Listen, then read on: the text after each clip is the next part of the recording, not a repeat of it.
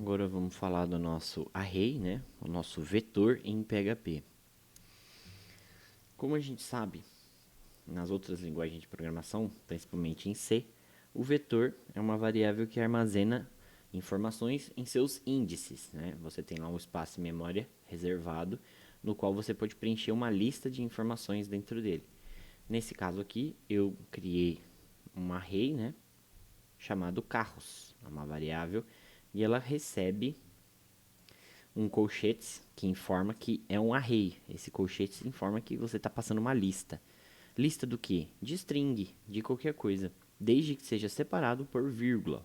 Então eu tenho aqui uma array de carros, né? Uma lista de carros. Eu tenho BMW, Gol, Saveiro, Uno e Palio.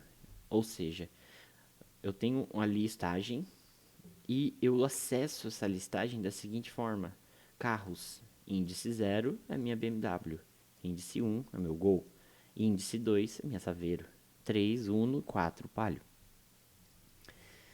Em PHP eu tenho uma função chamada printr. Essa função ela escreve na tela o conteúdo do array, para caso a gente queira visualizar o que está acontecendo, né? Eu vou acessar aqui o meu navegador, vou colocar aqui array.php. Percebam que essa parte do código é exatamente o que o printr faz. E eu coloquei uma tag pré porque ela já tem uma pré-formatação. Se eu comentar essa linha, ó, vocês podem ver, vou salvar o arquivo, que o array ele fica em uma linha só. Por que ele fica em uma linha só? Porque é assim que o printr trabalha. A tag pré do HTML apenas deixa pré-formatado. E aí eu uso dessa forma para ter um pouquinho uma visualização mais agradável. Então eu tenho aqui o índice 0 é BMW, o índice 1 é o Gol, o índice 2 é Saveiro, 3 é o Uno, 4 é o Palio. Eu tenho aqui uma forma de acessar, né? Eco, eu estou imprimindo o texto. E aí eu tenho aqui o índice, carros, índice 1. Então o índice 1 vai ser o Gol. Essa palavra Gol tem que aparecer aqui na tela. Ó, essa linha aqui é referente. Na sequência, eu imprimi uma tag UL, né, que significa lista no HTML, porque eu vou usar o for, nosso laço de repetição, para imprimir todo o conteúdo do meu array.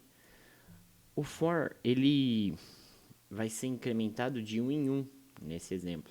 E aí eu vou incrementar do 0 para o 1, do 1 para o 2 e assim sucessivamente. Como eu sei a quantidade de itens que eu tenho dentro no meu array? Eu tenho aqui a função pré-definida, já do PHP, chamada count, na qual ela conta para mim e ela retorna quantos itens eu tenho dentro do meu array. Então, no caso, eu tenho 5 itens aqui no meu array. O item começa em 0 e vai até o 4. Com isso, ele consegue controlar exatamente as LIs, os itens da minha lista, né? O LI é a tag de item da lista, do meu vetor, do meu array de carros. E aí eu fecho a minha lista aqui no HTML. Eu vou salvar, executar aqui, ó. Podemos ver que ele imprime diretamente no HTML, exatamente o mesmo conteúdo. Eu tenho outras formas de declarar um array, né? Eu simplesmente posso criar um array carros e passar a função pré-definida, a função nativa do PHP chamada array. Aí aqui a função carro vai estar vazia, né? Porque eu instanciei ela aqui, eu declarei ela aqui em cima, imprimi, né? Fiz o for e agora eu zerei ela de novo. Eu simplesmente sobrescrevi ela e deixei vazia. Então esse item aqui, esse printr, não vai aparecer nada. Olha lá, vejam só que ele não aparece nada. E aí eu posso também passar parâmetros nessa função nativa. Eu posso simplesmente passar diretamente já os meus itens aqui, ó, dentro da função array. E aí eu tenho aqui outro print, né, que é para a gente poder visualizar no navegador. Ó, vejam que ele tem o mesmo resultado que aqui em cima, porém eu não coloquei todos os itens, né? Eu não coloquei o palio aqui. Podem reparar aqui, ó. Eu tenho apenas esses itens no meu array. Que eu posso colocar aqui, tem 4 strings, né? Eu posso colocar um número aqui também Só não vai fazer sentido, né? Eu ter um 32 numa lista de carros, num vetor, num array de carros. Mas ele funciona. Vejam só. Seguindo aqui, eu tenho outra forma, né, de declarar e já instanciar os meus itens do array. Ó, zero array de novo, utilizando a função nativa array. E aí eu declaro diretamente no índice que eu quero. Então eu quero que o 1 seja Gol, 2 Saveiro, 3 Palio, 3 Uno, perdão, e 4 Palio. O que vai acontecer aqui? Eu não declarei o meu array índice 0. Né? Eu não declarei, então eu não vou ter o índice 0 nesse momento. Não vai ter problema.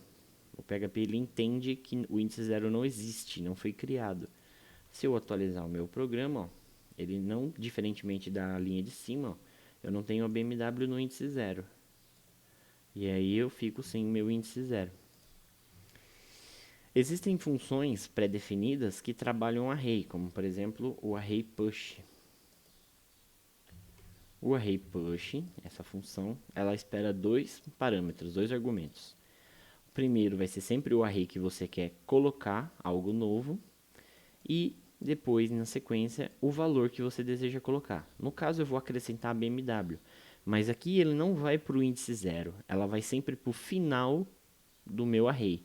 Qual que é o final do meu array? Depois do palio, ou seja, ele vai detectar o índice 4 e vai criar o índice 5. E aí, sucessivamente, aqui também cai esse 10. Eu tenho outro exemplo. Ele está chamando essa função, passando aqui, determinando que o array carros vai receber um novo item, S10. Eu salvo, e aqui eu tenho uma impressão na tela. Vejam só.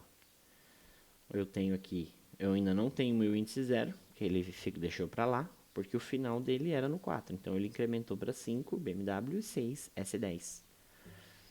Mais um pouquinho, eu tenho aqui a função pop, que ela retira do meu array o último item. Então ele vai retirar meu último item inserido, foi a S10.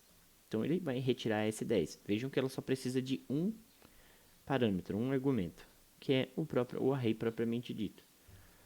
Então já salvei, vou atualizar. Vejam só, ele tirou o 6 a S10. São duas funções que já são pré-definidas nativas do PHP.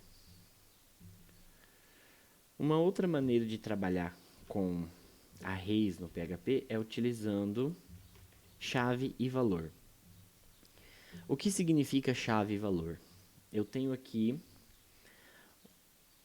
uma variável chamada pessoa, ela recebe um array, porém eu não vou utilizar o índice 0, eu vou utilizar o índice nome e o valor Fernando. Então eu tenho aqui nome é igual a Fernando, eu tenho idade é igual a 32, altura igual a 1,77, 1,77 m, e aí solteiro verdadeiro. Agora eu imprimindo esse exemplo no navegador, fica um pouco mais claro que aqui no cantinho, dá um zoom, dessa vez eu não tenho a ordem numérica, eu tenho chave, eu acesso por texto. Então eu tenho lá o array pessoa, índice nome, índice idade 32, índice altura 177 e solteiro 1, né, que seria true. E se eu quiser fazer uma matriz, né? Se eu quiser colocar uma lista de pessoas, que eu tenho aqui a minha variável pessoa, eu crio uma lista de pessoas,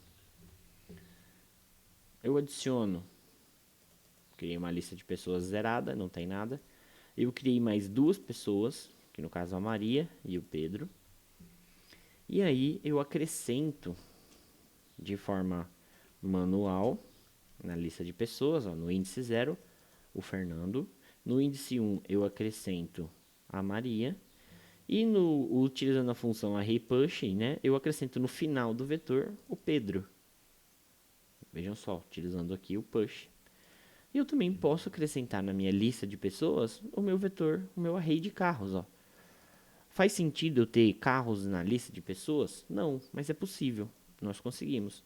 E aí eu deixo bem claro aqui aqui eu consigo utilizar, vejam só, eu consigo utilizar a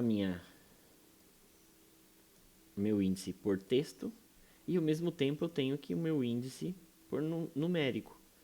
Então eu acesso o índice 0 e aí eu procuro o índice nome. Como eu faço isso? Eu posso fazer dessa forma. Posso dar um eco, colocar aqui minha lista de pessoas, índice 0, que é o Fernando, e eu quero saber o nome dele. Chave nome. A chave é o nome, qual é o valor? Fernando. E aqui também consigo acessar pela idade. Idade do índice 3. Ele não vai dar certo, porque o nosso índice 3... o índice 3 vai dar... sim, nosso índice 3 é os carros. Então, ele não tem a chave idade. Eu vou ter um erro, olha lá. Então, ele fala que não está definido a chave, né, aqui, idade. Por quê? Porque no meu índice 3, eu tenho índices numéricos. Então, eu deveria acessar dessa forma. Eu vou retirar aqui e vou colocar a matriz 3, linha 3, coluna 1. Olha lá, então eu tenho o Gol, porque é o número 1.